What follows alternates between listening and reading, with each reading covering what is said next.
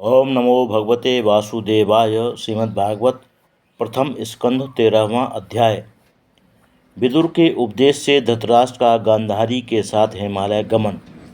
सूत जी कहते हैं, हे सौनक, विदुरस्तीर्थयात्रायां मैत्रेयादात्मनो गतिम ज्ञात्वा गाधस्तिनपुरं तया वाप्त विवित्सितः। जब महाभारत संग्राम आरंभ होने वाला था तब विदुर जी दुर्योधन के दुर्व्यवहार से खिन्न होकर तीर्थ यात्रा करने चले गए थे। वहाँ मैत्रेय से उन्होंने आत्मज्ञान प्राप्त किया। युद्ध समाप्त होने पर वह लौटकर फिर हस्तिनापुर आए। उन्हें आया देखकर राजा युधिष्ठिर और उनका सारा परिवार बड़ा प्रसन्न हुआ। प्रेम से सबके नेत्रों से अश्रुधारा बहने लगी। राजा ने भोजन आदि से उनका सत्कार कर पूछा, हे चाचा जी, आप हमें छोड़कर चले गए थे। आपने हमें बड़ी बड़ी आपत्तियों से बचाया था। क्या प्रवास में कभी आपको हमारा स्मरण आता था? तीर्थ यात्रा में आपने शरीर का निर्वाह कैसे किया? किन किन तीर्थों का आपने सेवन किया? आप सरीखे भगवत भक्त स्वयं तीर्थ स्वरूप हैं। अच्छा, अब आप कृपया यह बताएं कि हमारे परम हितैषी यदुवंशी द्वारका में सुखपूर्वक तो हैं? आपने कहीं उन्हें देखा था? उनका कुशल वृत्त सुना है? यह सब सुनकर विदुर जी ने सारा वृत्तांत वर्णन किया, किंतु यदुकुल के क्षय का वर्णन नहीं किया, कारण उसे सुनकर पांडवों को महान क्लेश होता। विदुर साक्षात यम के अवतार थे। मांडव ऋषि के शाप से 100 वर्ष तक दासी पुत्र होकर भूलोक में रहे। उतने काल तक उनका कार्य आर्यमा नामक सूर करते रहे। मांडव्यशापात् भगवानो प्रजा संयमनो यमः भ्रातुः क्षेत्रे भुजिष्यायां जातः सत्यवती सुतात्।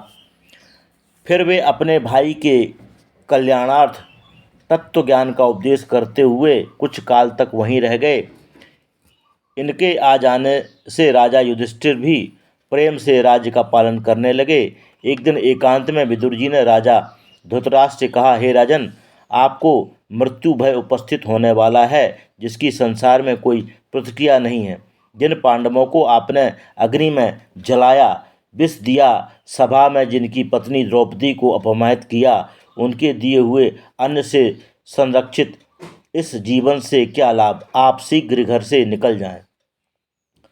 यह स्वकात परतो देह जात निर्वेद आत्मवान हृदय कृत्वा हरिम गेहात प्रव्रजेत स नरोत्तमः। जो मनुष्य स्वतः अथवा दूसरे के उपदेश से वैराग्य प्राप्त कर हृदय में भगवान का ध्यान करता हुआ घर से निकल जाए, वह उत्तम कहलाता है। इसलिए आप किसी से कुछ कहे बिना ही उत्तर दिशा की ओर चले जाएं। आगे का समय बड़ा ही भयंकर आने वाला है। उसमें मनुष्य गुणहीन और पापी हो जाएंगे। इन शब्दों से धृतराष्ट्र के हृदय में कुछ ज्ञान हुआ और सबका स्नेह छोड़कर रात्रि में घर से निकलकर वे हिमालय चले गए। साथ में उनकी पतिव्रता पत्नी गांधारी भी चली गई। प्रातःकाल युधिष्ठिर नित्य की भांति अपने माता पिता को प्रणाम करने उनके भवन में गए। उन्हें वहां न पाकर उन्हें बड़ा दुख हुआ। उन्होंने उद्विग्न होकर वहां बैठे संजय से पूछा, हे संजय, हमारे नेत्रहीन माता पिता यहाँ नहीं हैं, कहाँ चले गए हैं? क्या तुम जानते हो, पिता पांडु के मर जाने पर उन्होंने सब प्रकार से हमारी रक्षा की थी। हमें छोड़कर वे कहाँ चले गए? मुझ अपराधी के कारण कहीं गंगा जी में डूब तो नहीं गए?